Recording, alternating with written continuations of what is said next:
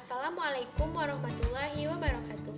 Halo, saya Ultri Rahmayanti dengan NIM 18058164. Untuk memenuhi tugas mata kuliah Psikologi Sosial dan untuk menambah pengetahuan kita, maka saya akan menjelaskan materi tentang hubungan interpersonal. Sebelumnya, mari kita perhatikan gambar di samping. Dari gambar tersebut dapat kita lihat bahwa sebagai makhluk sosial, individu tidak dapat hidup sendiri.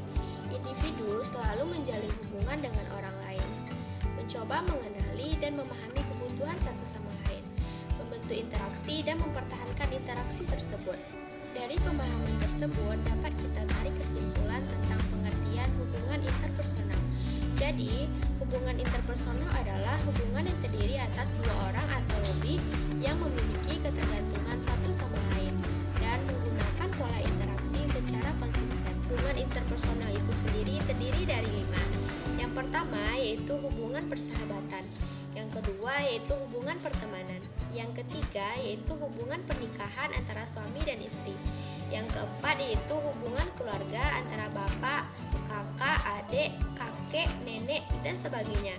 Yang kelima yaitu hubungan antara ibu dan anak.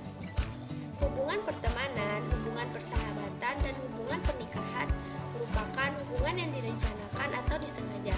Sementara hubungan keluarga, hubungan ibu dan anak merupakan hubungan yang sifatnya fitrah atau kodrat. Pada hubungan yang direncanakan terdapat 4 proses yang harus dilalui. Yang pertama yaitu pengenalan, yang kedua pendekatan, yang ketiga konfirmasi. Apakah dia akan kita jadikan sebagai teman yang biasa saja atau justru sebagai teman yang akan kita ajak kemana saja, misalnya membuat tugas, jalan-jalan, dan sebagainya. Yang keempat itu keputusan hubungan. Dalam hal ini bukan berarti memutuskan hubungan ya, namun apakah seseorang yang kita kenal akan kita jadikan sebagai sahabat saja atau justru kita jadikan sebagai jodoh kita yang akan melangkah kepada pernikahan. Ketika akan menjalin hubungan interpersonal, biasanya dimulai dengan adanya daya tarik interpersonal. Jadi, apa itu daya tarik interpersonal? Daya tarik interpersonal adalah ketertarikan atau penilaian kita terhadap seseorang, mulai dari yang sangat suka sampai yang sangat tidak suka. Sehingga, jika kita suka terhadap seseorang, kita akan memilih dia sebagai teman. Sementara, jika kita tidak suka terhadap seseorang, kita mungkin tidak melakukan interaksi sama sekali. Ada 2 faktor yang sangat penting dalam menentukan daya tarik interpersonal. Yang pertama yaitu kesamaan atau similarity, di mana kita cenderung menyukai seseorang yang sama dengan kita, baik dari segi sikap, nilai, minat, latar belakang, kepribadian, dan sebagainya. Yang kedua yaitu kedekatan atau proximity, di mana seseorang lebih menyukai mereka yang tempat tinggalnya berdekatan.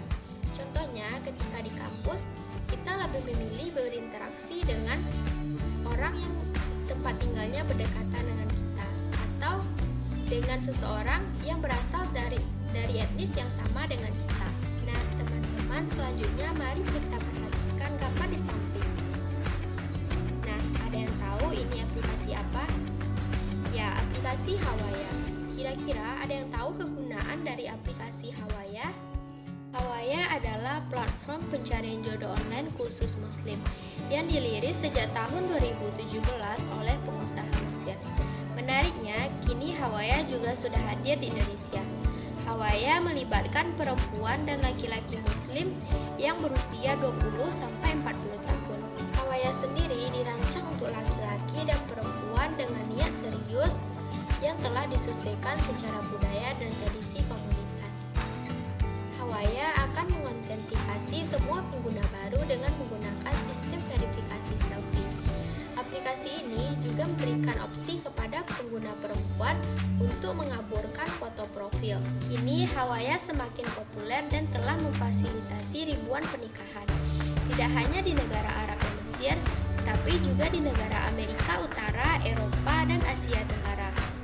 Dari contoh tersebut, kita dapat melihat bahwa sebelum memilih pasangan, baik laki-laki maupun perempuan muslim akan melakukan penilaian terlebih dahulu terhadap pasangannya, baik melalui foto profil, biodata maupun chat. Mulai dari pengenalan, pendekatan, konfirmasi hubungan, sampai kepada keputusan hubungan yang bisa mengarah kepada pernikahan.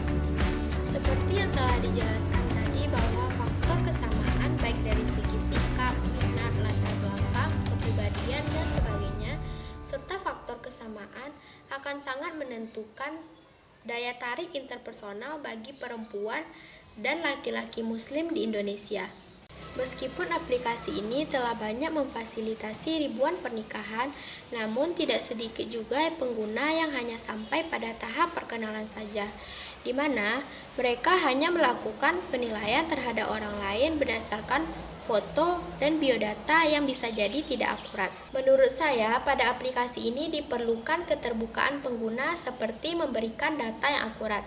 Selain itu, pertemuan secara konvensional atau face-to-face akan sangat diperlukan dalam menentukan hubungan, karena pertemuan secara online hanya merupakan permulaan dalam hubungan, sehingga diperlukan pertemuan secara langsung atau face-to-face dalam memilih hubungan yang lebih mendalam. Sekian materi dari saya tentang hubungan interpersonal. Mohon maaf atas segala kesalahan dan sampai bertemu di video selanjutnya. Assalamualaikum warahmatullahi wabarakatuh.